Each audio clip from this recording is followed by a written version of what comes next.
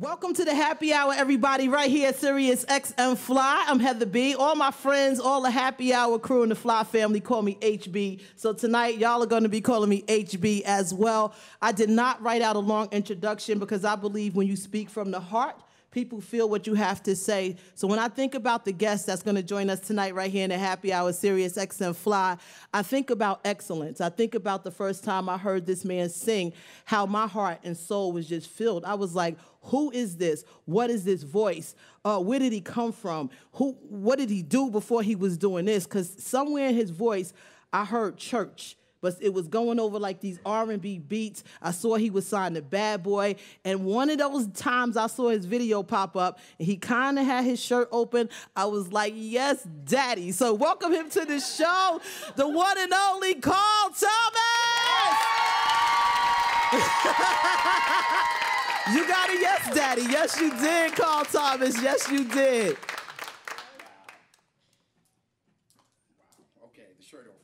Well, I'm just speaking the truth. I'm just speaking the truth. Hey, y'all. Beautiful. This is beautiful. I believe this is the first time you and I have actually met. Yeah, I think it is. We've kind of been around in the same circles, yes, you know, for quite a while now. But I listen, you know. I'm an avid listener. You Thank know what you I mean? so much. I wake up. I'm an early bird. You know what I mean? Those of you that know me, I'm usually in the bed by 10 o'clock watching Martin. You know what I mean? Me too. Yeah. I love Martin. Yeah, because Martin come on at 10. Yeah. So you know, I just kind of made and that was like a switch I made because I used to be a night person, and I just made the switch. Now my days start around 5 a.m. Wow. You know what I mean? Really? Yeah. Are you starting your days off at 5 a.m. because the children, wife, the gym? Like, tell us about these 5 a.m. No, it's kind of like this. It's like, you know, like when you're a kid and you listen to your parents talk to you, you know, you really don't really know what you've grabbed a hold of until they're not there anymore. You know, so my father used to just say, just crazy things, you know, throw me riddles and what have you, and just always have these sayings. And then it's like, okay, Dad, all right, another saying. But he used to always say, do you know why executives are on the golf course by 2 p.m.? I said, why, Dad? He said, because all of the money in the world is made between 7 a.m., which is when the bell rings down on Wall Street, between 7 a.m. and 12 noon. He said anything after 12 noon, the world is dealing in residual pennies. So, wow. Yeah. Thank you for that, Jewel. I'm gonna hold on to that one right there. We better start waking up early for some more financial peace. That's right? That's when most of the financial transactions in the world are happening. Of course. Yeah. You mentioned something earlier about we ran in the same circles. Can you take us back a little bit and walk us up? Because I'm obviously 90s. And what was it like for you? Definitely. The 90s for me, it was kind of surreal because you don't exactly know that you're a part of an era that was so great until, you know, you're kind of removed from it. And me looking back, you know, we didn't really know, you know, what we were doing at Bad Boy. We were just a bunch of kids and just kind of looking to Puff to make us a star. You know, wow. And we was just like, okay, show us the way. We seen you make money. We seen you pop, you know what I mean? So, which is why the Bad Boy tour, the reunion tour was so special because it was like the first time that all of our kids got an opportunity to meet each other and hang and then make that bond. And, you know, it's like, man, we grew up. It's like what's the best advice then, since you are around Puff so much? You saw Big, Kim, Faith, all of these different people, the artists, the Bad Boy era, if you will. What was the best advice you would say you got from Puff? I would say the best advice I ever got from him was take care of your people first. Take care of your supporting cast first. Whoever was the cast that supported you, that catapulted you to that place or that position, make sure that they're taken care of first. Just like in a political campaign, it's like the group responsible for putting you in office, take care of their needs first. Wow. You know. How long did it take you to find out who your supporting cast was? You've been in this industry. Well, I got to tell you, you know, Bad Boy was like my third record deal. You know, but it just happened to be the only deal that actually spawned fruit. Wow, we're going to talk about that. Hold on, because I know everybody wants to hear you sing, right? Yeah. I need to hear more, right? Yes. Carl Thomas. Starting that Zaddy thing again. Carl Thomas is here. Let's get into one of my favorites, Summer Rain. Heavy D. Woo!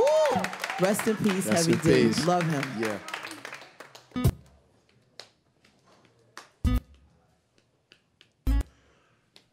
Yeah. Heavy D wrote. Heavy D and Warren Campbell produced Summer Rain.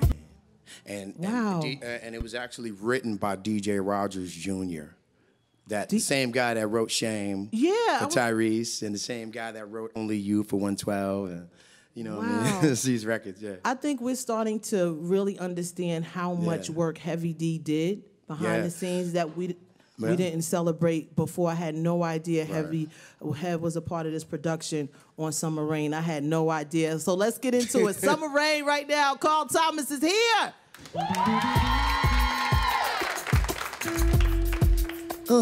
Yeah. Hey. Yeah. Hey. Is that right if I say? Beautiful. Storming outside, rain, she keeps me home. Hey. And a quiet conversation makes me warm. So warm, sweet rain. Hey, my rain. Oh, I swear. Oh, yeah. Oh, in the middle of the night when I'm alone. I feel her kisses on me, even when she's gone. Can't wait till she gets home. Oh, yeah. Hey. Up again. Oh, yeah. Said it was calling my name, yeah. My summer rain. I don't mind. If it rains, let it rain on me. I don't mind, yeah, I know. Would you let it rain? Let it rain. Let it rain on me, yeah. Keep it right there. Oh, keep it right there, yeah. Oh, wipe away my pain. Oh, why don't you go ahead? Oh, back again. Oh,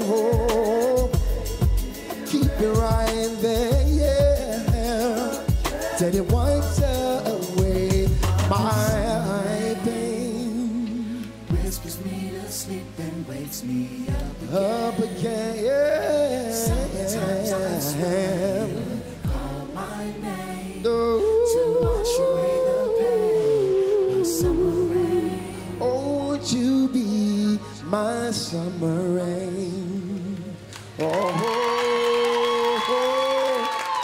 Wow. Oh my gosh, you just gotta laugh. It sound good. Yeah. It sound good, Carl. Heavy D. Heavy D. Rest his soul, rest his I spirit. can actually remember being in the studio. Talk about that, please share. I can actually remember being in the studio and Heavy standing in front of the glass, literally with a drumstick in his hand, going, no, not that note, this note, like this. Really? Yeah. And then when I didn't do it, he would literally walk over to the keyboard. That's right, Heavy D, Dwight Myers, yeah.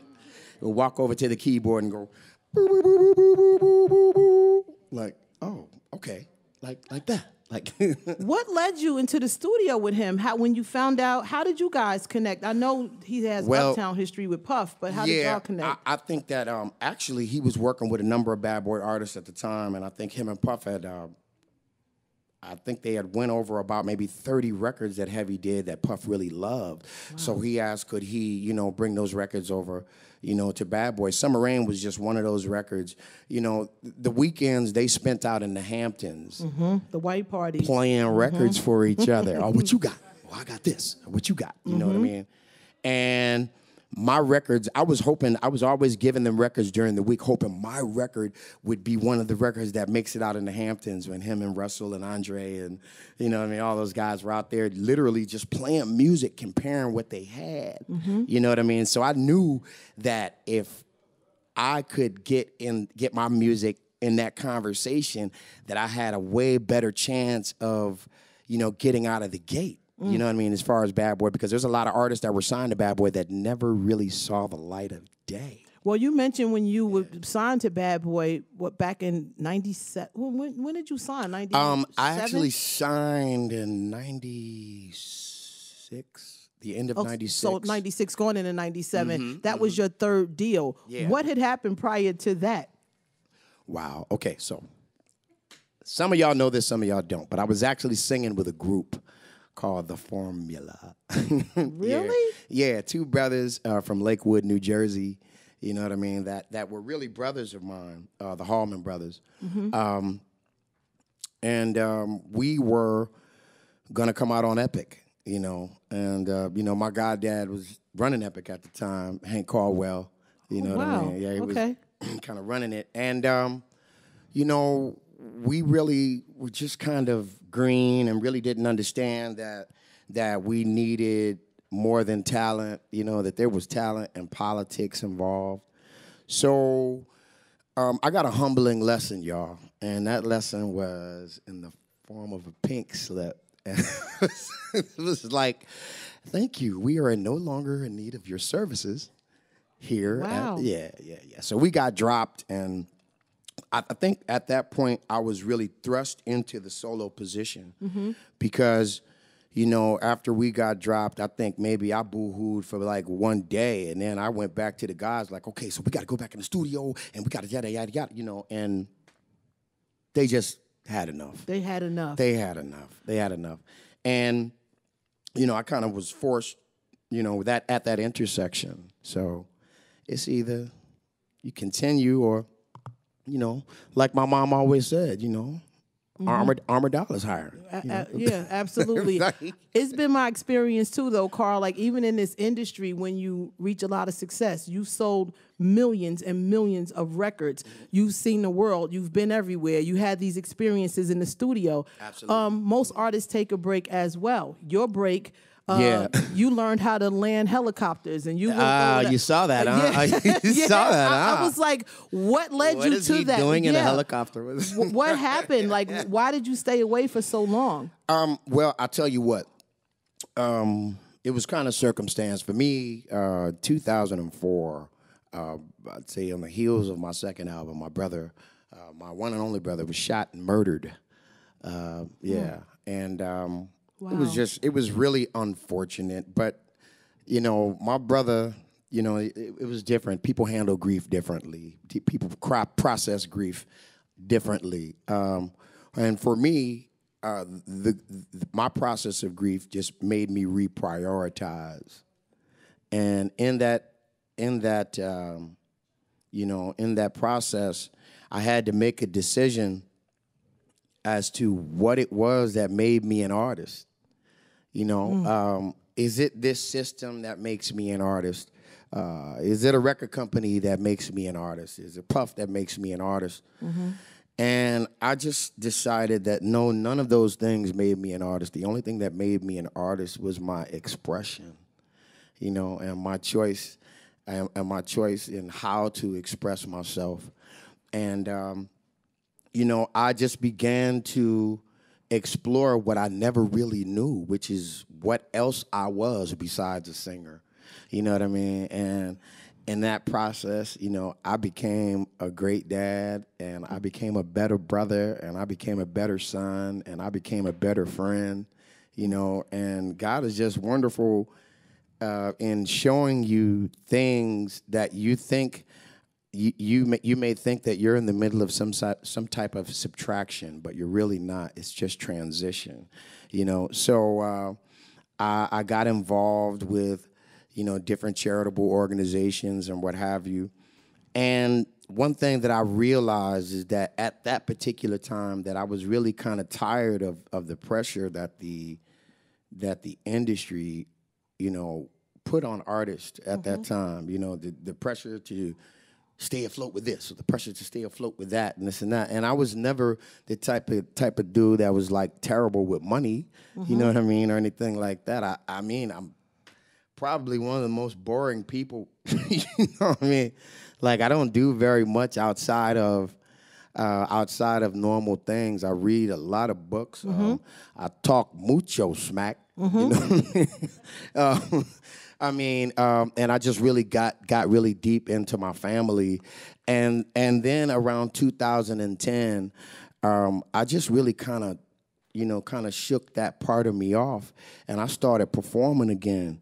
Good. And when I started performing again, I think at that time, I think the first big performance that I had after that was the Essence Festival, you know. Wow. And I went to the Essence Festival, and me going there, it just kind of reminded me that there are people out there that love me and miss me. Absolutely. And I wasn't even really focusing on that, but, you know, I'm really thankful to God for showing me that, you know. Amen. Yeah, Amen. because I didn't really understand. You know, I didn't really understand.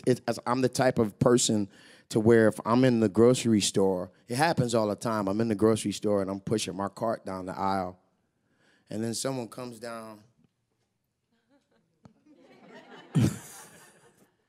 and then I go, "May I help you?" And then they go, "I'm sorry, are you?" And then you know, the right side will talk to the left side of my brain and go, "Hey, guy, you forgot." And then I automatically, you know, "Oh my God, I'm sorry. Thank you." You know what I mean? And that's real. As they looking, I don't see myself like other people see me. You know what I mean? You see me as this artist and what have you. And you know, I think, you know, I think really practically, you know what I mean? Although, you know, we have people to handle all of our affairs and things of that nature, you know, you looking at me thinking about Summer Rain, and I'm going, I need to go down here and pay my mortgage. You got real life to deal with. And in that, it sounds like with everything that happened, you had your break, you had your awakening, you got closer to God, your spirituality heightened. Was any of that the reason behind One with Heaven? Because I want you to perform that next. Well, One with Heaven came to me very unorthodox, because there is a poet out of Israel by the name of Gila. And she's world-renowned. She travels with Deepak Chopra, you know, these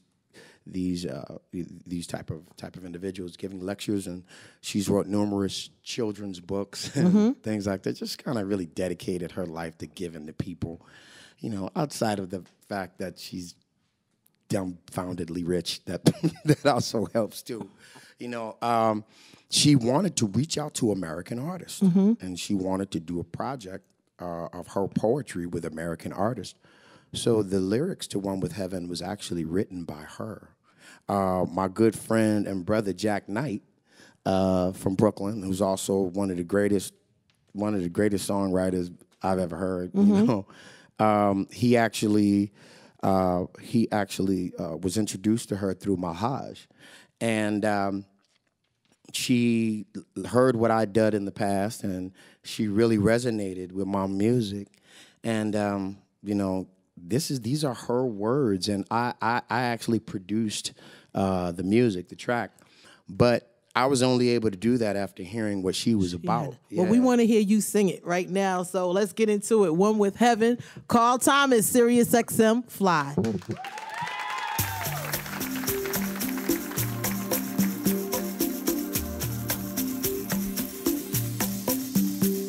Ha.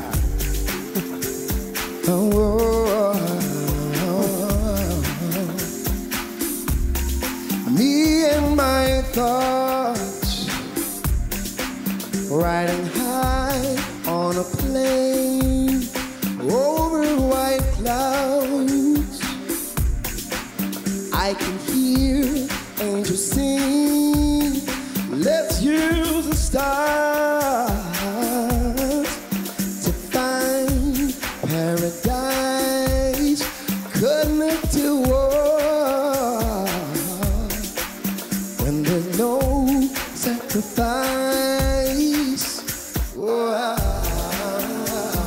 Oh, I feel out of heaven.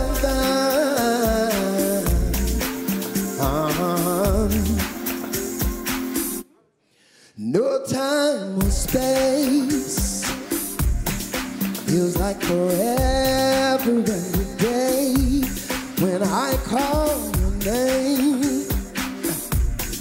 Before the storm, you feel a change. We've set so far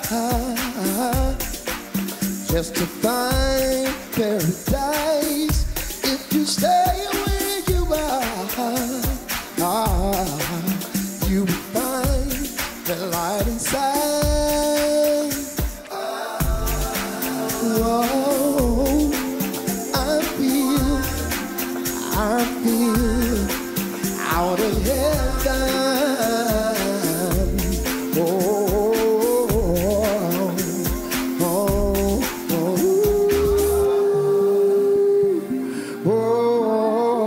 I feel and I feel it. Don't you know it's a place where love can fly so free? They say it is, oh yeah. Go so far from whoever you say you are. I feel and I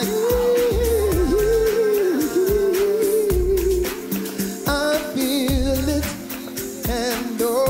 and you know I feel it.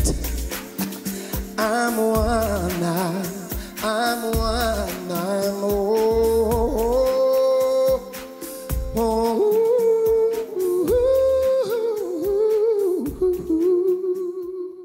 Give it up for Carl Thomas. Carl, I was speaking to the Happy Hour crew and the Fly family that came out tonight to enjoy your music and have us hear some of the things that you've experienced in this industry. And I'm not alone with some of the questions. So some of them do have questions for you. Oh, we already had a conversation that they're going to be quick. So you won't, and they practice. Oh, no. Anybody? Anything. No, nothing's off limits. Step to the microphone. Nothing's off limits. Nothing's off limits. Nothing. Okay. All right. And tell us your name and where did you come in from? Hi, my name is Donna, and I came in from New Jersey. Jersey, stand up. Inglewood, New Jersey. Oh, I used to live in Teaneck. Oh, my neighbor. Door, right next door. Yeah. Absolutely. Hi, Carl. My question is that you have such a unique voice, and every time I hear something from you, I know immediately it's you. Do you really come? Yes, absolutely. Do you come from a musical family? Are you the only one that sings in your family, or you know? I mean, this may have something to do with it. I mean, yeah, my mom is a really, really, really good singer, and she was the type of mom who stood over you. I'm just pretending like this is her belt, okay? And she would stand behind me at piano lessons with the belt over her shoulder. And so so she would ask the teacher, how'd he do? And he would always go, pretty good. And she would go, I want to hear excellent. Your mama? Yeah. Besides that, we were always around music. My grandmother was married to Edgar Staples, which is the younger brother of Pop Staples. Wow. You know what I mean? So when we were kids, you know, they were around and we were looking like, did you know you were just on Soul Train? Right, right. Wow. You know what I mean? So, and besides that, you know, me growing up in church, I don't know if any of you, you know, grew up that way, but, you know, I grew up Church of God in Christ. So, you know, when they put the sanctified lick on it, you know what I'm saying? I told y'all I heard Jesus in his voice put a the long time sanctified ago. lick on it, you know what I'm saying? So, yeah. Thank you, Carl. Thank you for your question. Thank you. Who's next? Hi, my name is Frank, and I'm from the Bronx, New York. BX. My man. Yes, All right. I wanted to ask you, what's your songwriting process like? Do you first like hear a melody and then put the music to it? Like, what's your songwriting process? Interesting. I'm a person, I like that question because I'm a person that's always trying to tell musicians that melody is far more important than rhythm, okay? I'm a black man, okay? So I've been given command over the science of vibration. You know what I mean? So rhythm is natural, but it is melody that dictates what the song is going to be about, what it's going to say. Melody is how you garner what the feeling is. You know what I mean? Mm-hmm. So my process is actually coming up with the melody that the melody tells me what the lyric is. Got it. Yeah. Got it. That's a great question. Any other questions? Good question, man. Thank you. Okay. Thank you, man. That's a good one. Really good. Hi, what's your name? Where you from? Hi, my name is Taylor. I'm also from New Jersey, but Jersey now stand up. now I'm living here in Manhattan. Oh, okay. So I actually wrote my question down because I didn't want to mess it up while I was asking you, but I also agree that when you sing, it's very distinctly you. And I wanted to know what the journey was like for you of trying to find yourself as an artist, and what were the crucial steps you took that you think like got you to where you are today. I got to be honest with you. It wasn't until after Emotional was recorded. It wasn't out yet. 20 years coming No, up. but it wasn't out yet. But it was. But I got to tell you, after hearing that album back, it was then and only then that I even realized that I had a style. I honestly, I let me say that, you know, and I realized that what was really drilled into me as a singer was diction. What was really drilled into me was consonants and finishing the whole word and standing at the microphone and never appearing like you have somewhere to go. You know what I mean? So it was always, so me singing a song was always like me trying to explain something to you. Everything had to be had to begin perfectly and end perfectly. Yeah. Good question, too. All right. Well, since you said you opened the gate and the door, since you said we can ask you anything. Oh, yeah. You being from Chicago, I have two questions. You being from Chicago and everything that you've been through and experienced on that level, what advice would you give R. Kelly right now? What advice? Oh, wait. Come on now, y'all.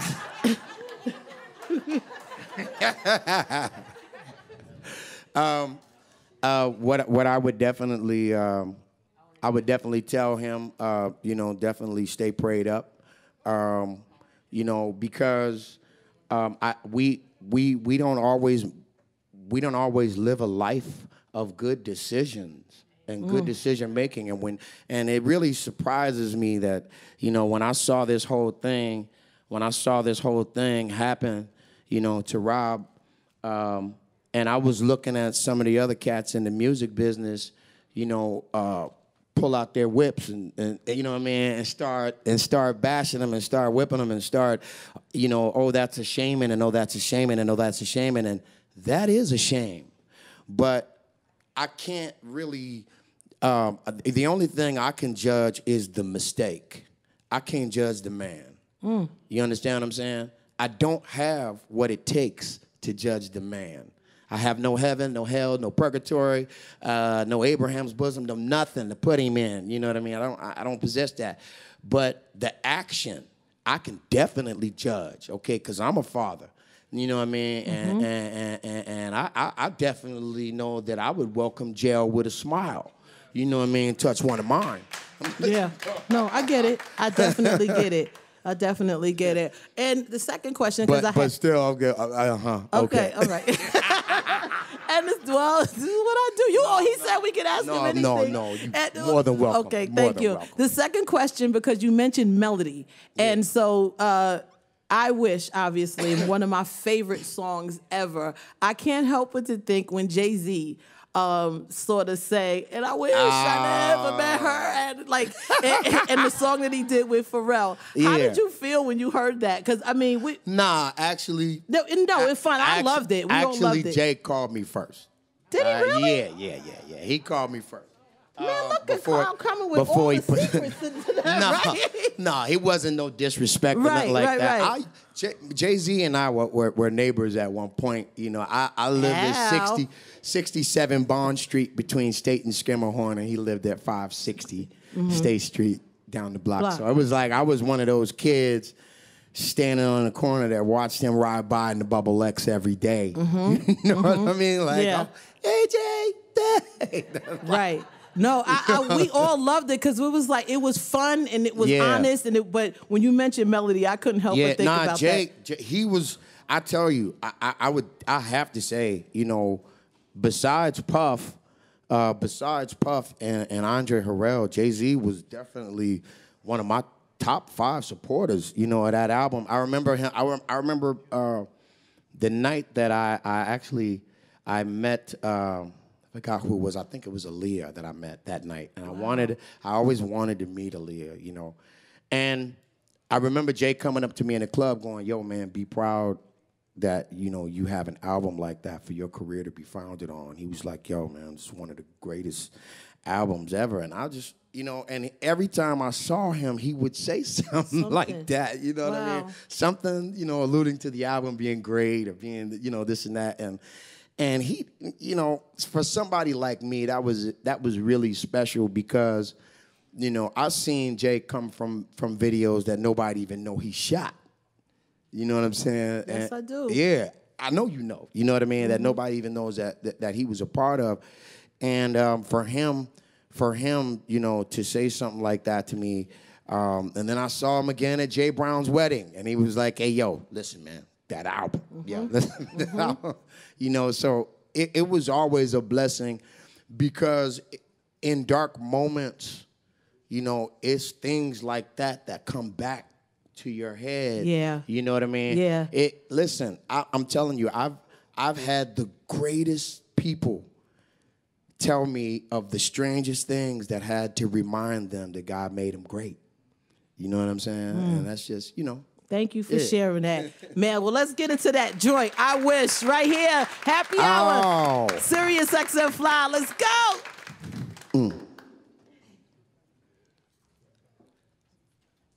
How many of y'all in relationships right now? Anybody? Yeah. All these people? Everybody? Nobody? Nobody's in a relationship? Well, okay, let me name. How many single people do we have here? Okay.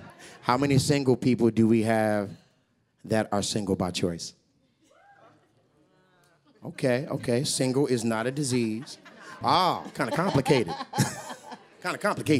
Carl, you got to come back for Valentine's Day. We're going to make something happen. We're gonna have a little happy hour. Yeah, happy connection. But if in fact you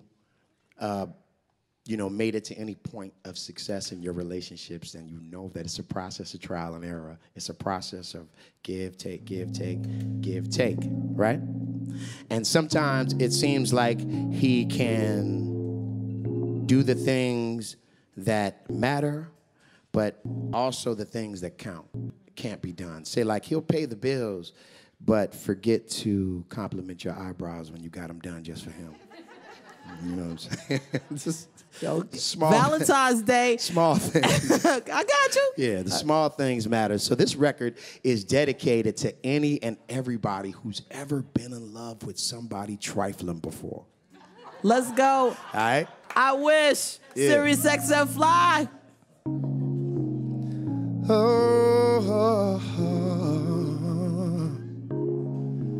And you know I wish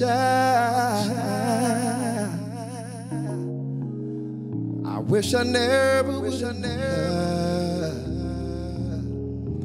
And I thought that she loved me. And I thought that she cared. And I thought I was her only. But it wasn't fair.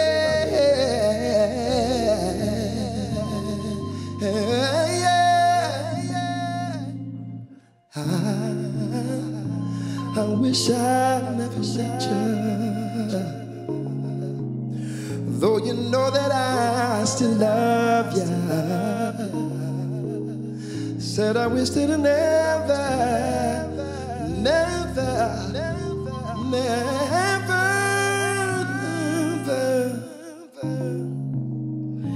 And I got myself, say regretting the moments we shared. Oh, I said I wish that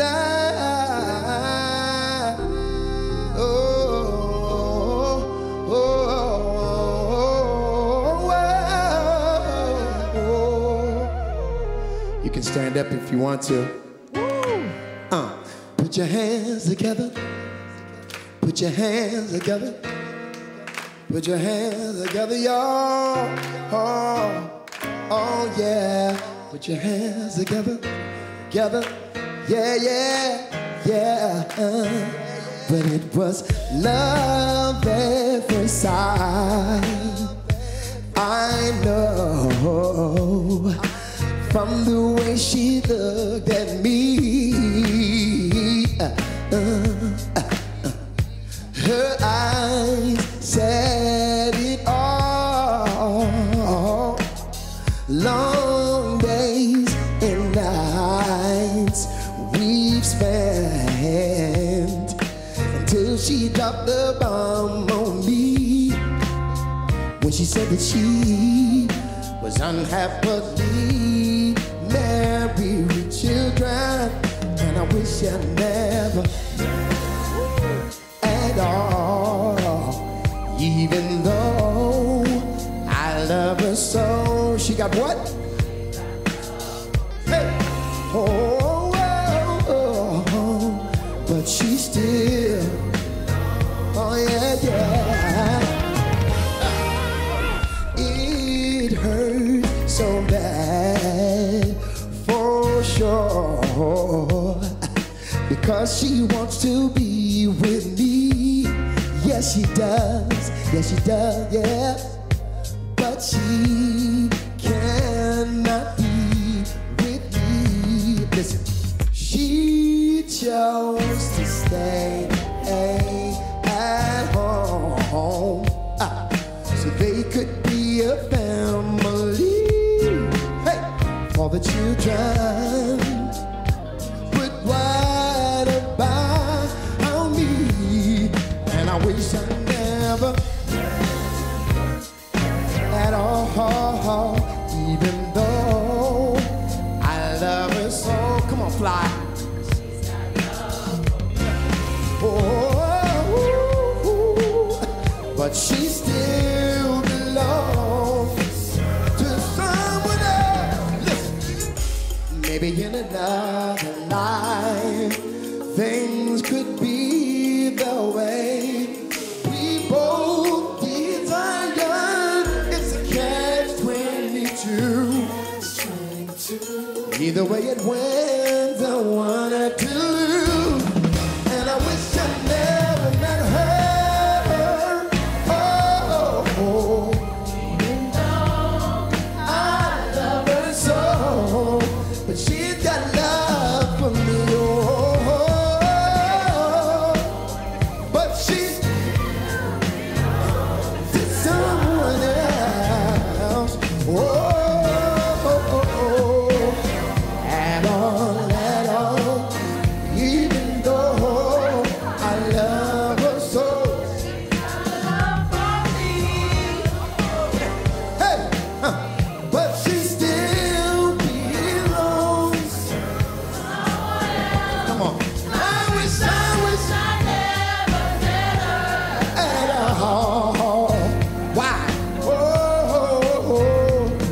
I wouldn't hurt so much inside, side, side, side.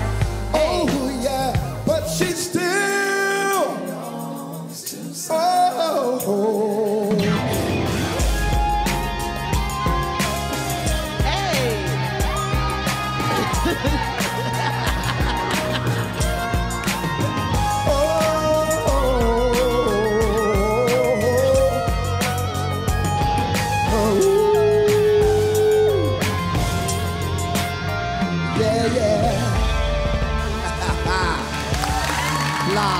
Give it up for Carl Thomas. Wow. Wow. Wow. I'm going to end this conversation in the same way I started it an hour ago when you and I met. I love you. And Thank you. I'm happy for you. And I will continue to lift you while you're here. And I got to say this, too. Heather. You know, as many years as I've been listening to you on the radio, I don't know. There is just people's need for you is your gift of authenticity. Thank you. You know what I'm saying? The first thing I ever noticed about you when I saw you on The Real World was, I said, oh, she don't really hold no punches. hold no punches. Okay, but that's what the world has grown to love about you. And, and you tell people like it is, and I never really heard you say it in malice, and I never really heard you say things to try and hurt people. I just heard you give it to them straight. Wow. You know what I mean? Well, we have to stay in touch. We can never let this much time ever go by again. And we're going to keep lifting you up. And they agree with me that they're going to continue to lift you audience, up thank you and guys. celebrate you while you're still here. I know you're going on the road. I know it's new music. Can you just give out some information really quick so everybody can follow him right now? Actually, you can follow me on Instagram at Mr.Carlton Thomas. Yes, that's my government name, Carlton. Okay. But Carlton, that's a fly name. Yeah. But you can follow me there.